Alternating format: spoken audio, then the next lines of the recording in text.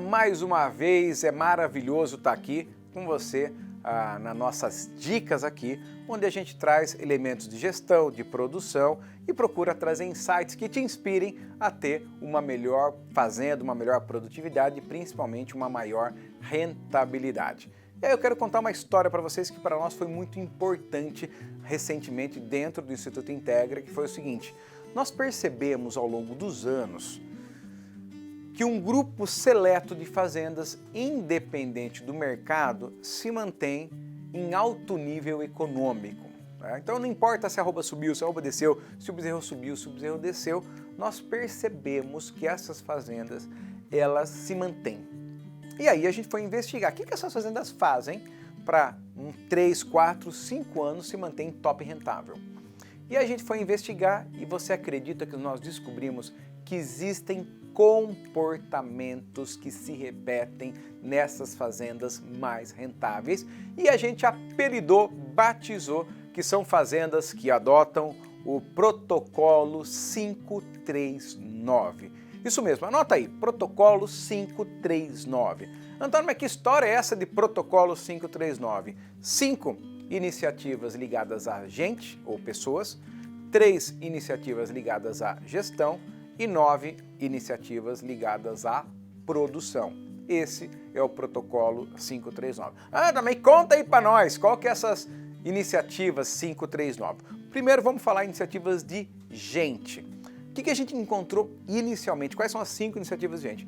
Primeira coisa, líder liderando. Fazenda tem dono, fazenda tem dona, fazenda tem alguém que se posiciona e atribui a si a responsabilidade. Quando eu falo líder liderando, é um líder colocando gente certa no lugar certo, é pensando o futuro, é realmente fazendo com que as pessoas sejam felizes e batam as metas. Então, essas fazendas têm alguém puxando à frente, tem um ponteiro, tem alguém que não reclama, que assume a responsabilidade, quando as coisas dão certo, atribui o sucesso à própria equipe e não a ela. A primeira característica é essa, é um líder liderando, melhorando as pessoas e tirando o melhor, fazendo realmente uma equipe engajada com brilho no olho. Segundo aspecto, valores positivos. Antônio, o que seriam valores positivos? Sabe aquela fazenda que faz o certo pelo certo? Tá lá, as fazendas são limpas, são organizadas, as pessoas têm asseio, se esforçam para fazer o certo, fazem o correto, evitam fofoca, porque tem fazendas que infelizmente têm valores limitantes, desrespeitam o valor limitante. Tem fazenda que uma pessoa não conversa com a outra, porque não se fala dentro da fazenda. Tem fazenda que eles têm medo de levar para o dono um problema, porque o dono vai punir o mensageiro da notícia ruim. Isso são valores limitantes. Mas transparência é um valor positivo, respeito é um valor positivo, esforço para fazer o melhor é um valor positivo, tolerância a erros quando a pessoa está se esforçando é um valor positivo. Então, essas fazendas que se mantêm em alto nível sempre trabalham com valores positivos. São fazendas que têm valores. E vou dizer, nem sempre está na plaquinha os valores, viu? Mas eles são sentidos, né? E esses valores são sentidos dentro dessa fazenda. E aí, então eu falei, líder liderando, valores positivos, e tem mais 3 coisas: autonomia, domínio e propósito. O que é autonomia? Poxa, a pessoa na área dela toma decisão, que é diferente de soberania. Não tem que ficar mandando a pessoa fazer. São times que não precisam de chefe. Precisa faz. Por quê? Porque ela tem um modelo de gestão onde a meta é clara, o que precisa fazer as pessoas sabem. Então, as pessoas se sentem à vontade para tomar decisão. Até muitas vezes falam, não, não sou eu para falar sobre esse assunto, chama meu veterinário, eu não sei bem. Por quê? Porque o cara tem autonomia para entregar o resultado. Autonomia. Domínio. O que seria o domínio? São pessoas que na hora de regular uma plantadeira, regulam a plantadeira no estado da arte. Na hora de fazer uma inseminação, a inseminação é no estado da arte. Na hora de fazer o manejo das pastagens, é no estado da arte. Na hora de fazer uma negociação da compra, é ao estado da arte. O que é domínio? Domínio é saber fazer. As pessoas que estão ali fazem aquilo, foram treinadas, foram motivadas para saber fazer. Isso é o domínio. E por último, o propósito. É o motivo que faz elas irem para a fazenda, que não é o dinheiro. Lembra que eu falei numa das aulas aí do objetivo do coração? Esse propósito é fazer parte de um lugar legal. É trabalhar porque a gente está num grupo de pessoas. Não é o propósito de alimentar o planeta tal. É o propósito de estar fazendo um projeto legal. de estar feliz ali, de estar se sentindo parte, de pertencer, e principalmente de participar de um projeto que faz sentido para ela. Então, primeiros 5 elementos de gente são esses. Aí tem 3 elementos de gestão, afinal é protocolo 539. Quais são os 3 elementos de gestão? Primeiro, projeto. A fazenda sabe para onde ela está indo e como ela vai chegar lá. Não é projeto de papel apenas, mas é um projeto pensado, como se fosse um projeto de uma casa, um arquiteto, onde ele fala assim, olha, em tal ano a gente vai estar com tantos hectares novos, abatendo tantos animais, com tantas matrizes, a fazenda vai estar assim. Então, primeiro tem projeto, entendeu? Não é, vamos dar o projeto aqui, não é? A fazenda tem projeto, um projeto colaborativo. Execução em alto nível, né? Então não é só projeto, o projeto sai do papel, né? E terceiro elemento, gerenciamento. As pessoas acompanham se o projeto está sendo executado ou não e se está acontecendo certo ou errado. Então, a análise de número, tomada de decisão, olhar para a programação de atividade, cumprir a programação de atividade e assim por diante. Então, o protocolo 5.3 está justamente projeto, execução em alto nível e acompanhamento dos números de tomada de decisão, que é gerenciamento. Eu falei aqui numa das dicas que gerenciar é diferente de controlar, né? Assiste de novo que você vai entender o que eu chamo de gerenciamento. E aí vem o 9, e o 9 é a parte técnica, gestão e produção. São 9 elementos técnicos que se repetem nessa propriedade. Enquanto eu vou falando aqui, você, por favor, vai tomando nota e vai refletindo. Eu tenho orgulho desse componente, desse elemento.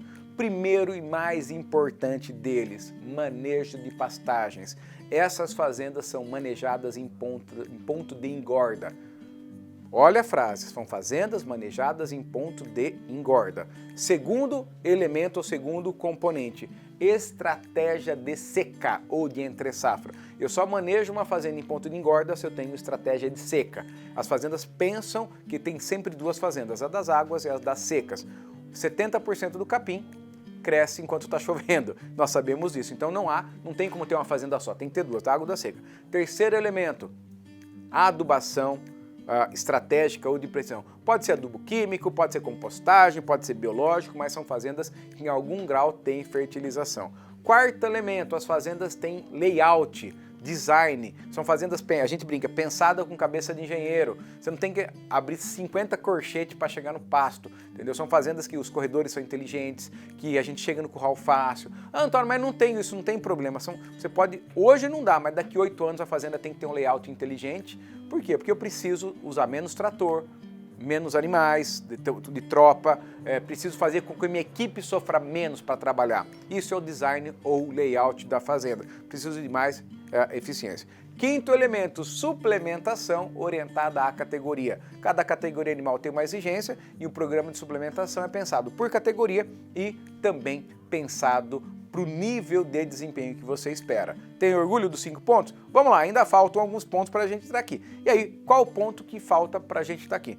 Genética, é isso aí. Mesmo que seja uma fazenda recria e engorda, nós sabemos que a genética sozinha impacta numa redução de 20% no desembolso por arroba do bezerro, porque animais geneticamente superiores desempenham na mesma condição até 24% mais. Então, assim, aquela coisa, pagar mais caro no animal que vai ficar 6 meses, você pagou mais barato no teu processo de produção. E claro, para quem tem matrizes, que é para quem cria, o melhoramento genético ele é obrigatório, é inerente à produção. Já que eu vou fazer bezerro, vou fazer o melhor bezerro possível. Nada de boi de boiada, é touro provado. Então, temos aqui genética. Além da genética, naturalmente, para as fazendas de cria, tem reprodução ao estado da arte. O que é reprodução ao estado da arte?